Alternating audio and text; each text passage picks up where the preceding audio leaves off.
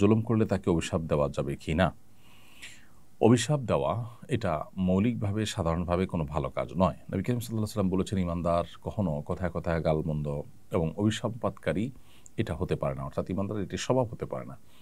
তিনি আরও বলেছেন যে, লাম উবআস লাআনান ওয়ালা তাআন ওয়ালা শাত্তামান, আমি অভিসম্পাতকারী, গালমন্দকারী হিসাবে আল্লাহ সুবহানাহু পক্ষ থেকে আমি প্রেরিত হইনি। অর্থাৎ এটা আমার কাজ নয়। অতএব অভিসম্পাত দেওয়া মৌলিকভাবে এটা কোনো ভালো কাজ নয়। তবে কোনো লোক যদি পাপাচারে লিপ্ত হন, পাপিষ্ঠ হন, অথবা কেউ জালিম হন কিংবা কেউ কাফির হন, তাহলে তখন তার প্রতি অভিসম্পাত করা যাবে কিনা? এর উত্তর হলো যে, সাধারণ এবং আপনার জেনারেলি তাদের প্রতি অভিসম্পাত করতে কোনো অসুবিধা নেই। অর্থাৎ যারা অত্যাচারী, যারা জালিম মানুষের প্রতি জুলুম করছেন, তাদের প্রতি কমন এবং সাধারণভাবে অভিসম্পাত করতে কোনো অসুবিধা নেই। কারণ কোরআনে কারিমে আল্লাহ তাআলা বলেছেন, আলা লা'নাতুল্লাহি আলা যালিমিন। জেনে রাখো যে আল্লাহর লাআনত এবং অভিসম্পাত জালিমদের উপর পতিত হবে। অর্থাৎ যারাই জালিম, যারাই জুলুমে লিপ্ত, এই অভিসম্পাত তাদের জন্যই প্রযোজ্য হবে। এভাবে জেনারেলি জালিমদের প্রতি অভিসম্পাতের কথা বলা যাবে। অর্থাৎ তাদের জন্য বদদোয়া করা যাবে, অভিসম্পাত করা যাবে সাধারণভাবে। আর যদি সুনির্দিষ্ট ব্যক্তিকে অভিসম্পাত করার কথা বলেন, তাহলে সেক্ষেত্রে সর্বাবস্থায় সেটি পরিত্যাগ করাটা উত্তম। কেন পরিত্যাগ করা উত্তম? কারণ হলো, যিনি এই মুহূর্তে হয়তো কুফরে লিপ্ত, তিনি হয়তো মৃত্যুর আগে ঈমান নিয়ে আসবেন। তখন আপনি তার প্রতি অভিসম্পাত করলেন যে, সে অভিসম্পাতটা আসলে যথাপাত্রে হলো না। এইজন্য আ আ শেখ বিন বাজ রহমতুল্লাহি আলাইহি সৌদি আরবের সর্বোচ্চ উলামা পরিষদের অন্যতম সদস্য, বরং প্রধান মুফতি, গ্র্যান্ড মুফতি ছিলেন তিনি, এবং কাতার ভিত্তিক ফতোয়ার ওয়েবসাইট মারকাজুল ইসলাম, ইসলাম ওয়েব, তারাও মারকাজুল ফতোয়া ইসলাম ওয়েব, তারাও একই ফতোয়া দিয়েছেন। তো এই জন্য সুনির্দিষ্ট ব্যক্তির বেলায় অভিসম্পাত না করে, অভিসম্পাত পরিহার করে জেনারেলি সেটা বলাটাই হলো অধিকতর নিরাপদ। আর যদি ব্যক্তিটি মুসলিম হয়ে থাকেন, একজন মুসলিম, তিনি বিভিন্ন পাপে লিপ্ত, এই ব্যক্তিকে অভিসম্পাত কোনো অবস্থাতে করা যাবে না। আর সুনির্দিষ্ট কোনো কাফির যদি হয়, তাহলে সেই ব্যক্তিকেও অভিসম্পাত করলে তার অবস্থার সাথে সম্বন্ধ করে অভিসম্পাত করা যেতে পারে যে, জুলুমে লিপ্ত ব্যক্তির প্রতি আল্লাহ তাআলা অভিসম্পাত হোক। সেক্ষেত্রে তিনি যিনি জুলুমে লিপ্ত তার উপরে পতিত হবে।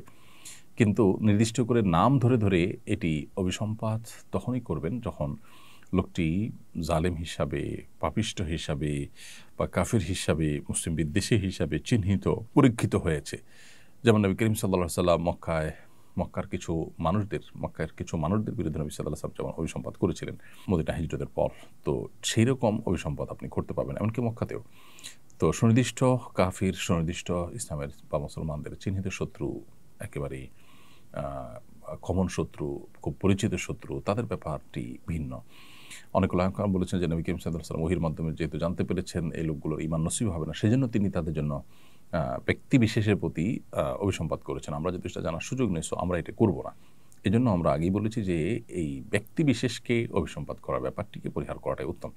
এমনকি লোকটি যদি কাফির হন, সেক্ষেত্রে জমহুর উলামা ইকরাম, ইমাম আবু হানিফা রাহমাতুল্লাহ আলাইহি, ইমাম শাফিঈ, মালিক রাহমাতুল্লাহ আলাইহির মতে ওই ব্যক্তি বিশেষ কাফের হলেও ওই কাফের ব্যক্তিকে অভিসম্পাত করা যাবে না। কারণ কোরআন কারিমে আল্লাহ বলেছেন, ইন্নাল্লাযিনা কাফারু ওয়া মাতু ওয়া হুম কুফফার, যে ব্যক্তি কুফরি করেছে এবং কুফরি অবস্থায় তার মৃত্যু হয়েছে, উলাইকা আলাইহিম লানাতুল্লাহি ওয়াল মালাইকাতি ওয়ান নাসি আজমাইন, সে ব্যক্তিদের প্রতি আল্লাহ, ফেরেশতা এবং সকল মানুষদের অভিসম্পাত পতিত হয়। তাহলে সেক্ষেত্রে এখানে অভিসম্পাত পতিত হবে ওই ব্যক্তিদের উপর যাদের মধ্যে এই বিষয় রয়েছে যে তারা মৃত্যুও হয়েছে কুফরের উপরে। তো খোলাসা কথা হলো, সাধারণভাবে জালিমদের প্রতি অভিসম্পাত করতে কোনো অসুবিধা নেই, কোরআনে স্বয়ং করা হয়েছে। ব্যক্তি বিশেষকে অভিসম্পাত করার পরে যদি মুসলমান পাপিষ্ঠ হয়, তার প্রতি অভিসম্পাত করা যাবে না। আর যদি কাফের পাপিষ্ঠ হয়, অনেক ওলামাদের মতে করা যাবে, অনেকের মতে করা যাবে তখনই যখন সে চিহ্নিত ইসলাম বিদ্বেষী হবে, তবে অনেকে নিষেধ করেছেন। বেশিরভাগ ইমামগণই ব্যক্তি বিশেষ কাফের হলে তার প্রতি অভিসম্পাত করতে নিষেধ করেছেন। আর জালিম যে জুলুম করছে, তার জুলুমের যে প্রতিকার চাওয়া বা জুলুমের কারণে তার বিরুদ্ধে আল্লাহ তাআলার কাছে নালিশ করা, বিচার করা, এটা তো সর্বাবস্থায় শুধু জায়েজই নয়, বরং এটা খুবই স্বাভাবিক একটি ব্যাপার। বিভিন্ন হাদিস থেকে বোঝা যায় যে, মাজলুম ব্যক্তি যখন জালেমের বিরুদ্ধে আল্লাহর কাছে অভিযোগ দায়ের করেন, বিচার চান, প্রতিকার চান, আল্লাহ সুবহানাহু ওয়া তাআলার পক্ষ থেকে সেটি কবুল হয় নিঃসন্দেহে। অতএব সেটি সম্পূর্ণ ভিন্ন বিষয় যে সেটি কবুল হবে।